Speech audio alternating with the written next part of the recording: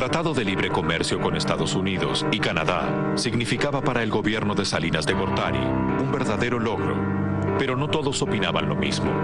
En Chiapas, el subcomandante Marcos, junto a sus hombres, se rebelaron manifestándose en contra de las políticas neoliberales del gobierno, entre otros reclamos. Pocos meses más tarde, lejos de la selva, pero muy cerca del poder, el asesinato del candidato presidencial por el PRI, Luis Donaldo Colosio, sacudió a la nación. Los mercados financieros comenzaron a alarmarse y lenta, pero persistentemente, se inició la fuga de capitales. En medio de una crisis política y económica que se agudizaba día a día, se realizaron las elecciones presidenciales. Colosio, por el PRI, por México. Y el candidato que quedó, que era un candidato que todos considerábamos muy mediocre, resulta también muy penoso, pero con la suficiente astucia como para mantenerse, engañar y moverse en una plena incondicionalidad con el Fondo Monetario Internacional, con el gobierno norteamericano y con el Banco Mundial. Pero los resultados de las elecciones no calmaron al mercado y la fuga de capitales se incrementó. Salinas de Gortari entregó la presidencia justo antes de la debacle y el flamante mandatario Ernesto Zedillo, a pocos días de asumir, anunció la devaluación de la moneda. Otra vez, la crisis caía sobre México. Comenzaba el efecto tequila.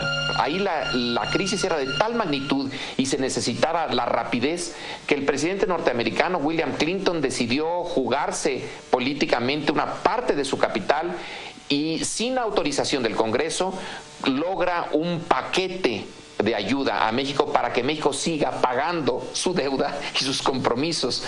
El presidente de Estados Unidos, Bill Clinton, decidió echar mano a recursos extraordinarios de la Casa Blanca y los puso a disposición del estado vecino.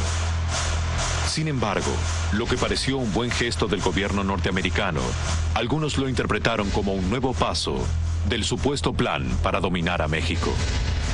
Y lo llamaron el rescate mexicano. Naturalmente, Gore, que era el vicepresidente Al Gore, presumió públicamente de que esa transferencia de recursos a México para ese rescate era un gran negocio para Estados Unidos. Y lo explicaba. Los intereses.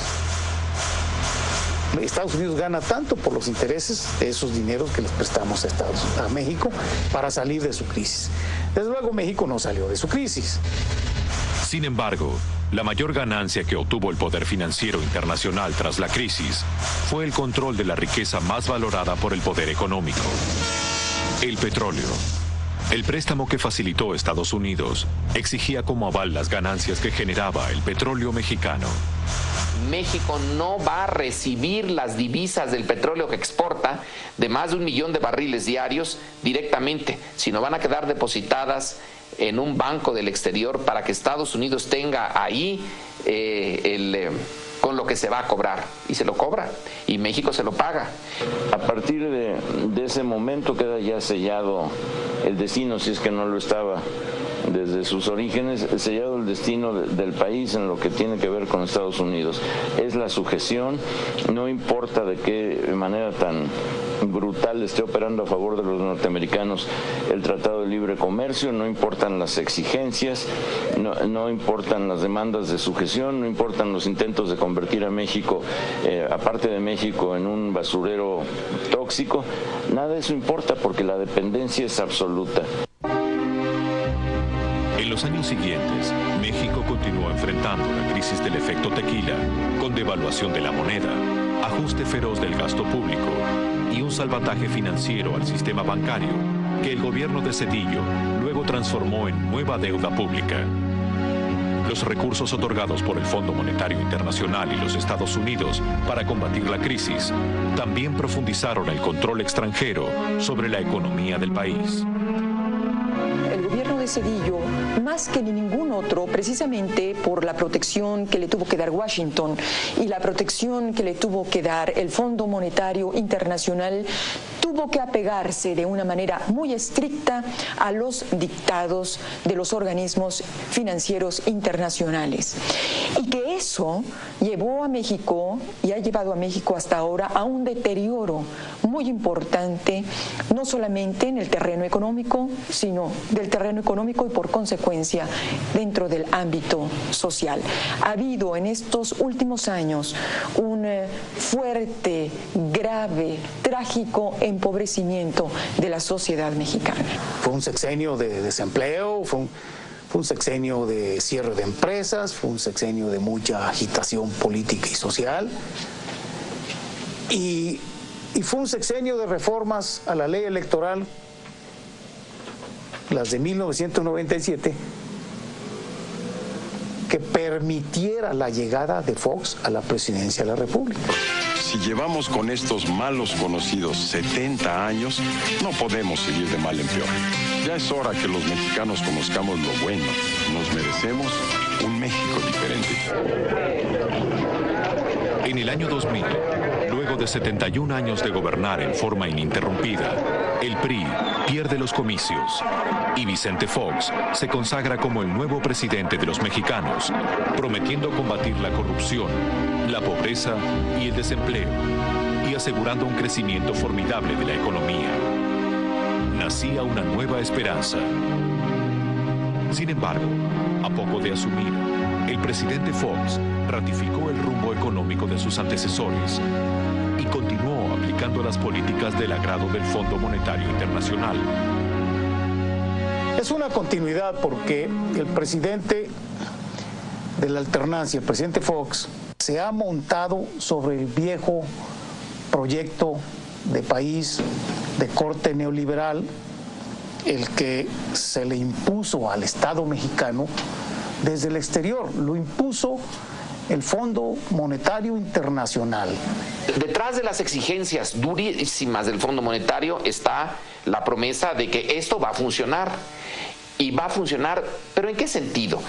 Lo que estamos viviendo día a día, cotidianamente, es la existencia de una economía que no crece, de una economía que no produce los empleos que se necesitan y de una concentración de la riqueza que es francamente inaceptable desde el punto de vista moral, pero probablemente no funcionará en el largo plazo. Es el problema que se intentó resolver con la Revolución Mexicana. Se dijo que se iba a resolver, se dieron recetas para resolverlo.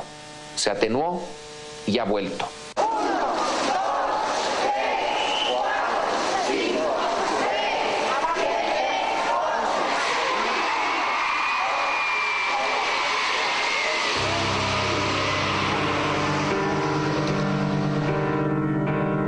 En 1910, el pueblo mexicano hizo una revolución para combatir la desigualdad, la pobreza, el hambre y acabar con un modelo económico en favor de intereses extranjeros y de las clases dirigentes mexicanas de la época.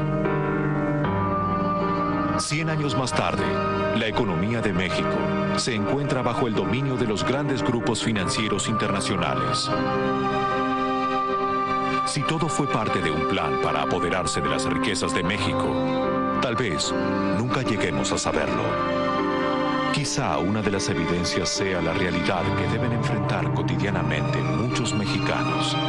La misma realidad que nos dice que ni las recetas del Fondo Monetario Internacional, ni el Tratado de Libre Comercio, ni el Consenso de Washington resolvieron la pobreza, el desempleo, la exclusión de millones de habitantes. Son millones de personas que no tienen para comer, no tienen vivienda, no pueden estudiar, trabajar, tener atención médica, agua potable, automóvil, heladera, teléfono, vacaciones. Son millones de personas que, aunque las voces del poder financiero digan que México está entre las primeras economías del mundo, un día pueden volver a estallar, como en 1910.